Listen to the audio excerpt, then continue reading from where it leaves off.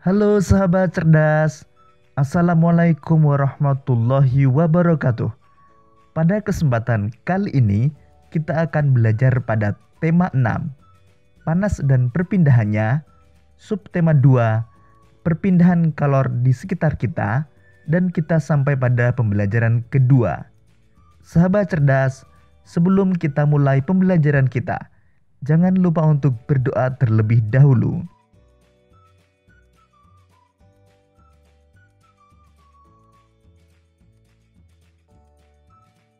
Sahabat cerdas, pada pembelajaran sebelumnya kita telah belajar lebih jauh tentang perpindahan panas secara konduksi.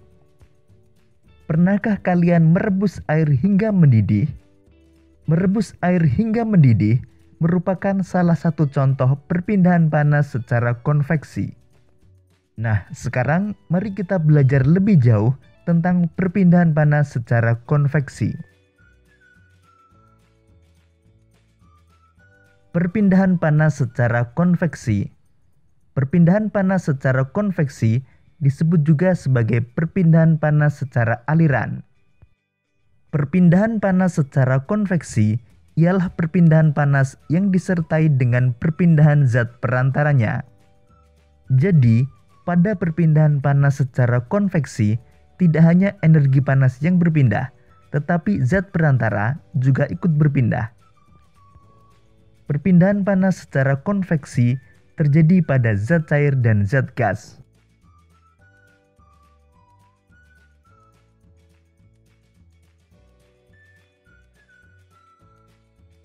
Perpindahan panas secara konveksi dapat kita lihat pada saat memasak air di panci. Air yang panas terlebih dahulu adalah air yang berada di bagian bawah panci. Air tersebut mendapatkan panas dari panci yang terkena api. Kemudian air yang panas akan naik dan yang dingin akan turun.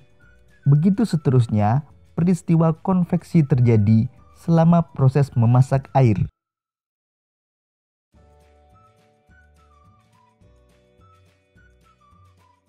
Perpindahan panas secara konveksi dapat diumpamakan dengan kegiatan memindahkan setumpuk buku dari satu tempat ke tempat lain. Ketika kamu memindahkan buku tersebut ke tempat lain, tentu kamu akan ikut bersama dengan buku-buku tersebut.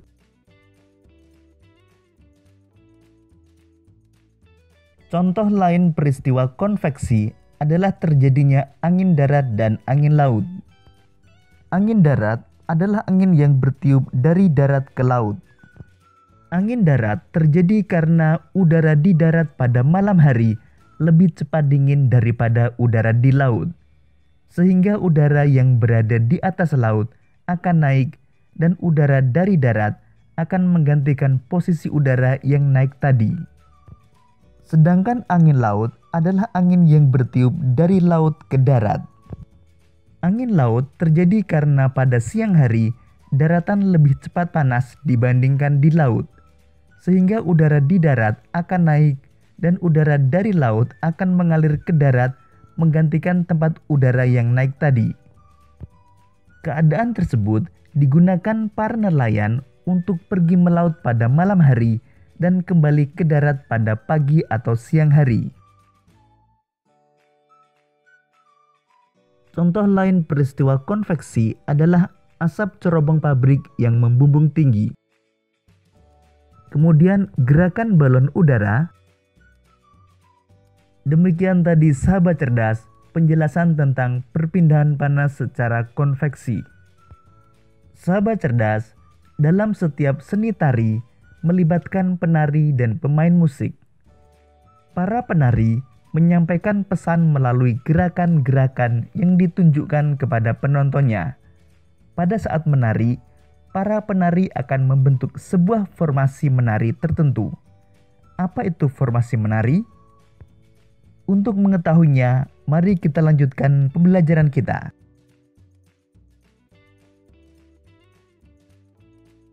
Pola lantai dalam seni tari. Pernahkah kamu memperhatikan sebuah pertunjukan tari? Pada tari kelompok, para penari membentuk posisi tertentu dalam tarian. bentuk atau formasi tertentu yang dibuat penari dalam sebuah tari dinamakan pola lantai. Setiap tarian memiliki pola lantai khusus. Pola lantai merupakan garis yang dilalui penari pada saat melakukan gerak tari. Pola lantai ini dilakukan baik oleh penari tunggal, berpasangan, atau penari kelompok. Dalam tarian terdapat dua pola garis dasar pada lantai, yaitu garis lurus dan lengkung. Berikut ini pola lantai dalam seni tari.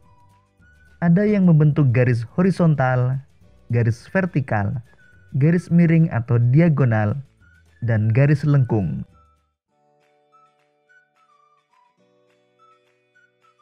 Pengembangan pola lantai lurus dapat berupa pola lantai zigzag, segitiga, segi empat, dan segi lima.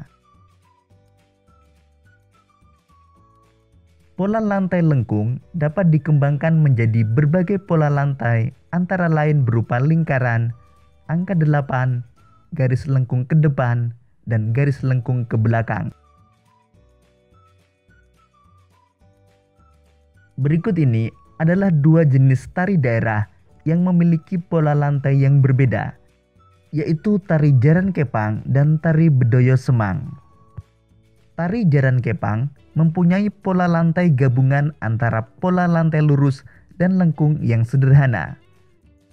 Pola lantai yang digunakan pada tari ini antara lain pola melingkar, garis lurus ke depan, dan garis horizontal. Pola lantai pada tari jaran kepang tidak memiliki makna tertentu.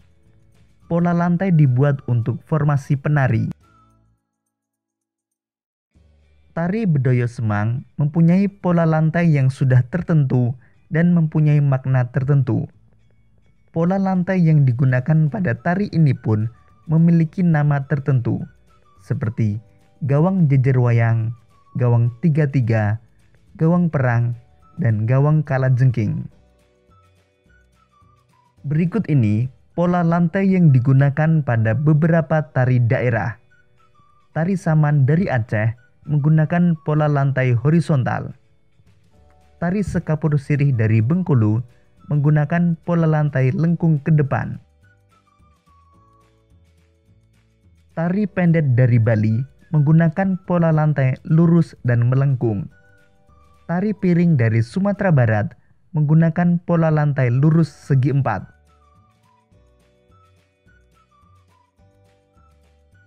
Demikian tadi sahabat cerdas pembelajaran kita pada tema 6, subtema 2 dan pembelajaran kedua. Untuk menguji pemahamanmu, kamu dapat mengerjakan latihan soal yang terdapat pada deskripsi video ini. Sampai jumpa pada pembelajaran berikutnya. Tetap semangat dan selamat belajar.